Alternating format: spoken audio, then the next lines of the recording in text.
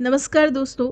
अनुभवों से सीखने की इस मुहिम में आइए आज हम बात करते हैं एक sports person, international gold medallist और इलेक्शन आइकन कुलदीप सिंह राव के बारे में, जिन्होंने खेल में अपना करियर बनाने के लिए हर मुमकिन प्रयास किए और अपने प्रयासों में सफलता भी पाई।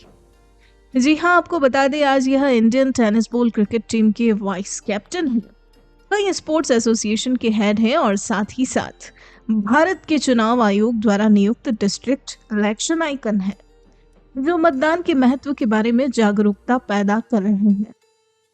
दोस्तों, खेल के प्रति इनका झुकाव स्कूल के दिनों से ही बढ़ने लगा था। फिर खेल का मैदान हो या शिक्षा का क्षेत्र, इन्होंने हर जगह अपनी काबिलियत साबित कर दिखाई और हर क्षेत्र में सफलता पाई। जी हाँ, जिंदगी के हर कदम पर कभी न हार मानने की प्रेरणा इन्हें अपने पिता से मिली। पिता के संघर्ष, समर्पण और कड़ी मेहनत करने के उत्साह ने इन्हें भी बना दिया एक मेहनती इंसान। मेहनत से अभ्यास करते हुए इन्होंने अपने जीवन में हासिल किया एक सफल मुकाम। तो आइए दोस्तों, इनकी उपलब्धियों के बारे में और विस्तार से जानने के लिए अब हम सीधा मुलाकात करते हैं इनसे और सुनते हैं पूरी कहानी सिर्फ और सिर्फ इनकी अपनी जुबानी। नमस्कार, मेरा नाम कुलदीप सिंह राव है। मैं टेनिस बॉल क्रिकेट की इंडियन टीम का वाइस कैप्टन हूँ और इंटरनेशनल गोल्ड मेडलिस्ट हूँ। मैंने भारत के लिए 2 गोल्ड 1 सिल्वर मेडल जीता है। याला में जीता था, एक सिंगापुर में, कोलंबो में, और हाल ही में मैं election of commission of India और जिला कलेक्ट्री उदयपुर से इलेक्शन आइकन नियुक्त हुआ हूँ as a election icon. Basically मेरा बॉर्न उदयपुर में ही हुआ है। I am born in Udaipur और मेरी schooling Saint Gregorios senior secondary school से हुई है। नर्सरी से 12th तक मैं उसी स्कूल में पढ़ा हूँ, जो कि मेरे वो भी बहुत मेमोरेबल मोमेंट्स रहे हैं। और हम बेसिकली मैं बहुत एक मीडियम क्लास फैमिली से बिलोंग करता हूँ, जहाँ हमने काफ़ी स्ट्रगल करते हुए देखा है हमारे फादर को।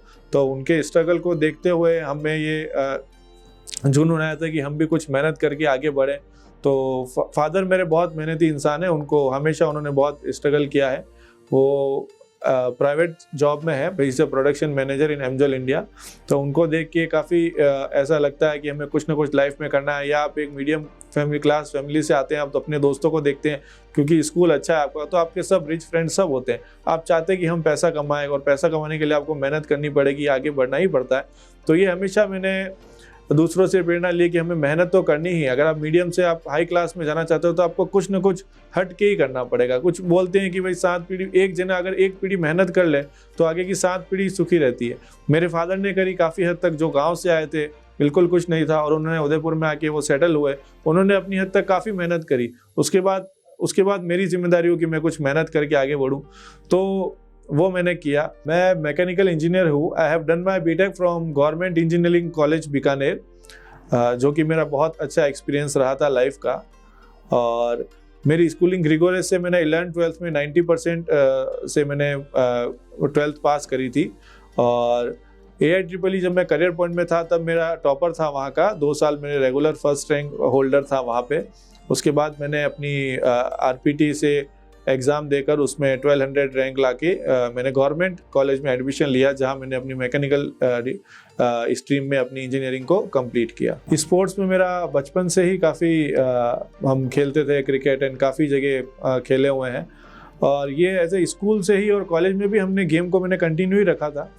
After my college I join BSES, that's a private firm और बेसिकली वो इंजन्स में डील करता है, इंजन डीलर है। तो डॉइट्स इंजन में मैं राजस्थान गुजरात देखता था, जिसमें मैं एज ए इंजन स्पेशलिस्ट था BSES में। और उसमें आपको एयरफोर्स, आर्मी, ऐसे माइंस मार्किंग, ऐसे बहुत जगह जाना पड़ता है, जहाँ के आपके इंजन के बहुत क्रिटिकल, या अंडरग्राउंड माइंस में भी जाना पड़ता था 1-1 किलोमीटर, जहाँ पे बहुत बड़ी मशीनरी होती थी। वो जो पूरा आपका इक्विपमेंट्स होते थे नॉर्मेट, एटलस के, काफ़ी उनके इंजन्स को हमको अगर कोई प्रॉब्लम आती थी तो उनको ठीक करना आता है, क्योंकि इंजन एक माइन्यूट सी चीज़ होती है, जिसको मतलब उसकी कोई प्रॉब्लम हो जाए तो उसको हर कोई नहीं पकड़ सकता है।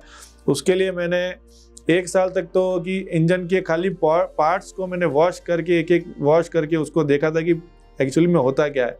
क्योंकि एज अ बॉडी डॉक्टर आपकी बॉडी को डील करता है, आप एज ए इंजीनियर इंजन को डील करते हो।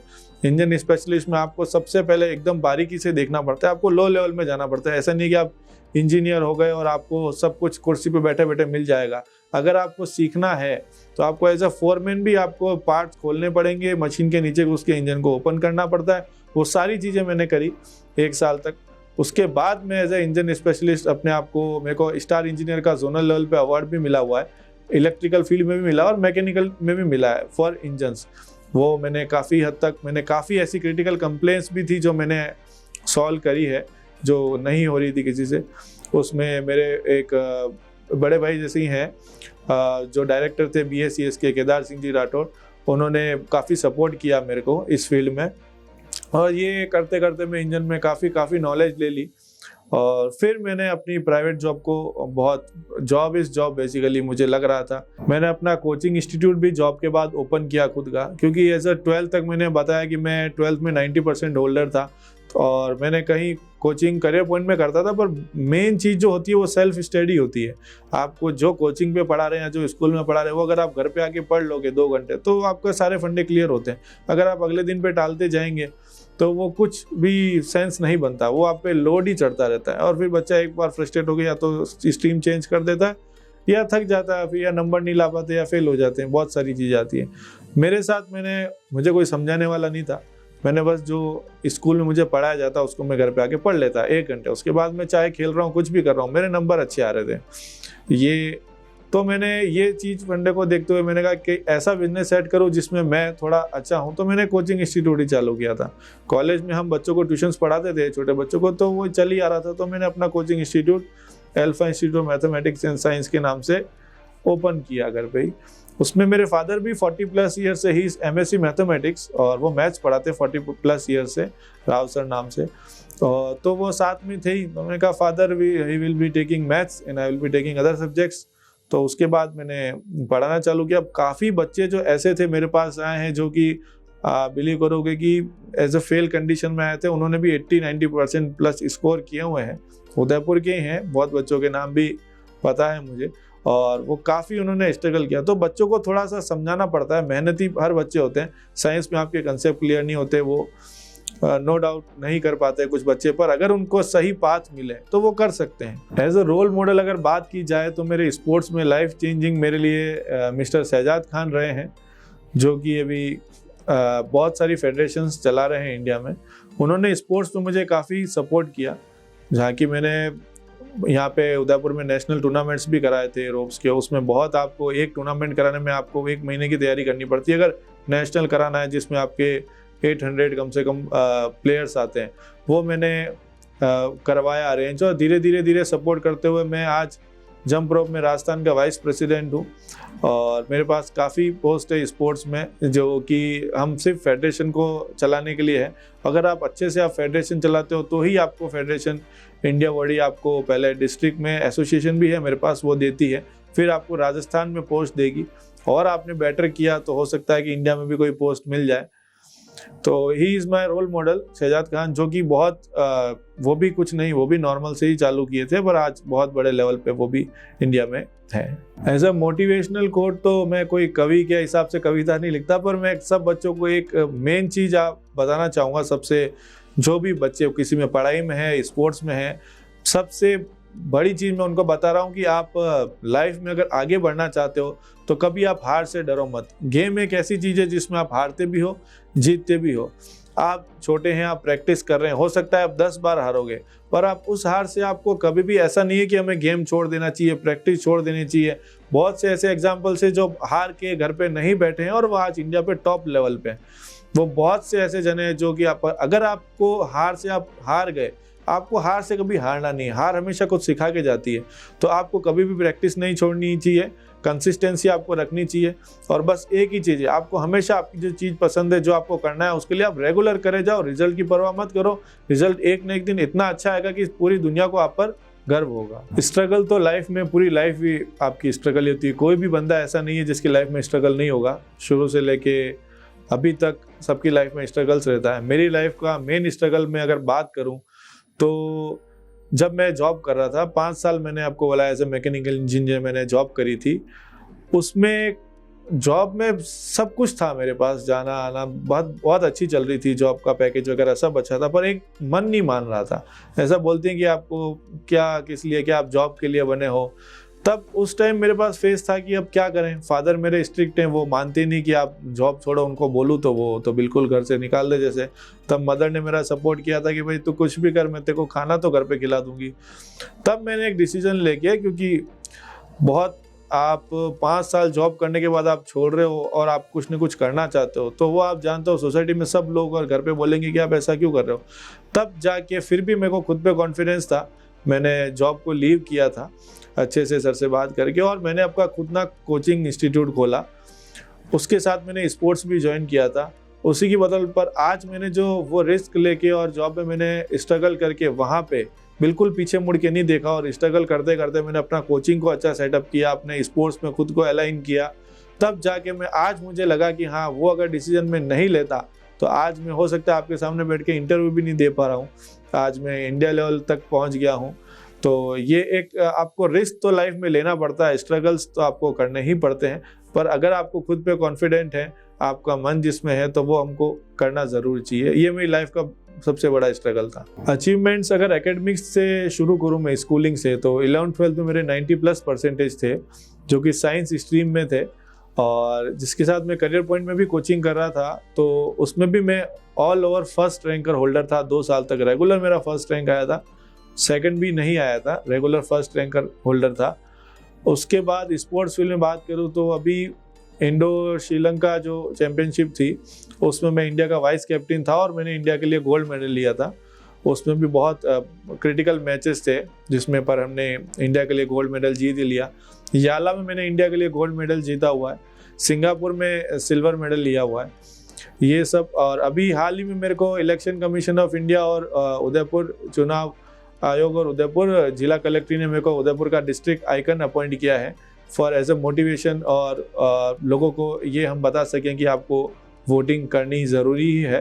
वो क्योंकि भी India is a democratic country, तो आपको वोट डालना एकदम ज़रूरी है। हम नहीं चाहते कि कुछ लोग ही मिलके सरकार बनाएं, क्योंकि परसेंटेज ओवरऑल कम ही रहते हैं इंडिया में। तो उसी के लिए मुझे डिस्ट्रिक्ट आइकन बनाया हुआ है, जो कि मेरे लिए बहुत गर्व की बात है कि मैं देश का मुझे किसी न किसी कारण से सेवा करने का मौका मुझे मिल रहा है। जो लोग स्पोर्ट्स में अपना करियर बनाना चाहते हैं, आज स्पोर्ट्स में बहुत स्पोर्ट्स को इंडिया में देखा जा रहा है, as a career option sports में लिया जा रहा है। जैसे आप देख रहे हैं कि कॉलेज में एक तरह के सब्जेक्ट्स होते हैं ना, वैसे स्पोर्ट्स भी एक पूरा करियर बना सकता है आपका, और इतना अच्छा करियर बनता है। तो जो लोग भी अपने आप को चाहते हैं, उसके लिए देखो स्ट्रगल तो बहुत लगती है, बहुत बहुत मेहनत लगती है। ऐसा नहीं होता कि हम यहाँ से राजस्थान खेले या इंडिया लेवल पे खेल लिया, आपको मेहनत बहुत करनी पड़ेगी। एक चीज़ में स्पोर्ट्स, अगर आपको एक गुड स्पोर्ट्समैन बनना है, तो आपको मेन चीज़ वर्ड आता है कंसिस्टेंसी। आप जैसे जाएंगे कि भाई हम जिम में, आपने देखा बहुत बॉडी बिल्डर्स हैं, ऐसा कभी नहीं होगा कि आप 4 दिन छोड़ के जाओ और 2 घंटे जिम कर लो। आपको रेगुलर रहना पड़ेगा, कि चाहे आप 10 मिनट करो जिम, पर आपको कंसिस्टेंसी होनी चाहिए रेगुलर। आप रेगुलर रहोगे स्पोर्ट्स फील्ड में, आपको रेगुलर प्रैक्टिस चाहिए, तभी आप अपने अंदर कुछ निखार पाओगे। अगर आपने ब्रेक ले लिया तो आप वापस बहुत पीछे चले जाओगे जहाँ से आपने शुरू किया था। तो जिनको भी एक गुड स्पोर्ट्समैन बनना है, उन पे कंसिस्टेंसी बहुत ज़रूरी है। मेन एग्जांपल है मिल्खा सिंह जी, जो बहुत अच्छे एथलीट थे। उनकी एक बात उन्होंने हमेशा कहा हुआ है कि मैंने कभी भी, चाहे मैं रात को 2 बजे कहीं से भी आया हूँ, पर मैं मॉर्निंग सुबह ट्रैक पे मिलता हूँ। उन्होंने कभी अपनी लाइफ में ना तो कोई दवाई खाई और ना उन्होंने अपना ट्रैक मिस किया। वो कोई बीमार नहीं हुए थे, और कभी है तो अपना ट्रैक उन्होंने कभी मिस नहीं किया था। ये बताती है उनकी कंसिस्टेंसी, और वो कितने बड़े नाम है खुद में, ये अपन किसी को बताने की ज़रूरत नहीं है, मिल्खा सिंह जी। तो आपको कंसिस्टेंसी होना बहुत ज़रूरी है। For the youth of the nation of India, मैं सबसे यही उनको बोलना चाहूँगा कि आप किसी भी फील्ड में जाएं, आप कुछ अच्छा करें। आप एक, सबसे पहले तो मैं बोलना चाहूँगा सबको कि आजकल लोग बहुत सी चीज़ों में इंडल्ज हो गए हैं। आप सबसे पहले तो एक अच्छा इंसान बने, आप लोगों की मदद करें, उसके बाद ही आप अपनी फील्ड को चूज़ करें। आप किसी भी फील्ड में, आप छोटे हैं बड़े हैं, आप बहुत लोगों की मदद कर सकते हैं। आप सबसे पहले अच्छा इंसान बन के फिर आप अपनी फील्ड को चूज़ करें। अगर आपको लगता है कि आप एजुकेशन में अच्छे हैं, तो आप उसमें परफेक्ट बनो, फिर आप पूरा उसी में इंडल्ज हो जाओ। अगर आपको लगता है आप स्पोर्ट्स में अच्छे हो, तो आप स्पोर्ट्स में जाओ। और हमेशा आप प्योर हार्ट से किसी भी चीज़ के लिए आप रेगुलर मेहनत करते जाओगे तो आप हमेशा कुछ ना कुछ अच्छे ही बनोगे।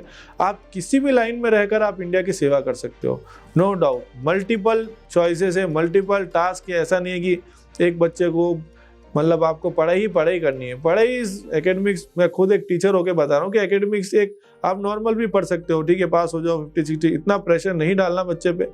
आप पढ़ाई के साथ साथ हो सकता है बच्चा किसी दूसरी क्रिएटिव चीज़ के लिए बना हो, तो आपका मन जिसमें लग रहा है और आप उसमें आपका मेहनत, आपको दृढ़ निश्चय पूरा होना पड़ेगा। ऐसा नहीं कि आपके पेरेंट्स, आपने बोल दिया कि मैं पढ़ाई नहीं कर रहा और पेरेंट्स ने बोल दिया ठीक है बच्चा तू आर्ट एंड क्राफ्ट में चला जा, पर वो आपने सिर्फ इसीलिए किया कि आप टाइम पास करना चाहते हो। ऐसा बिल्कुल नहीं करना है। आपको अगर आर्ट एंड क्राफ्ट में करना है तो आपको पूरा फिर उसमें टाइम देना पड़ेगा।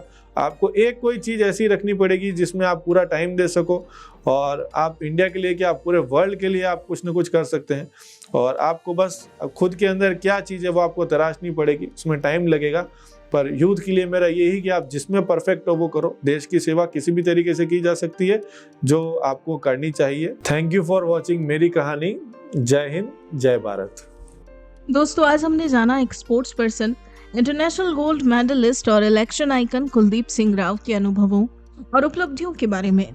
ऐसी ही प्रेरक कहानियां रोजाना सुनने के लिए आप जल्दी से हमारा चैनल सब्सक्राइब करें और बेल आइकन जरूर दबाएं। साथ ही कहानी को लाइक, कमेंट और शेयर करना ना भूलें। अब आप भी बन जाइए भारत की प्रोफेशनल कम्युनिटी की आवाज और सुनाओ अपनी कहानी, बनाओ अपनी पहचान की इस मुहिम से जुड़कर अपने जीवन के अनुभवों, करियर यात्रा, उत्पादों एवं सेवाओं के पीछे की वास्तविक कहानी से देशवासियों को प्रेरित करें और अपनी एक नई पहचान बनाएं। Tell your story, inspire and build your brand with the power of video. जय हिंद, जय भारत।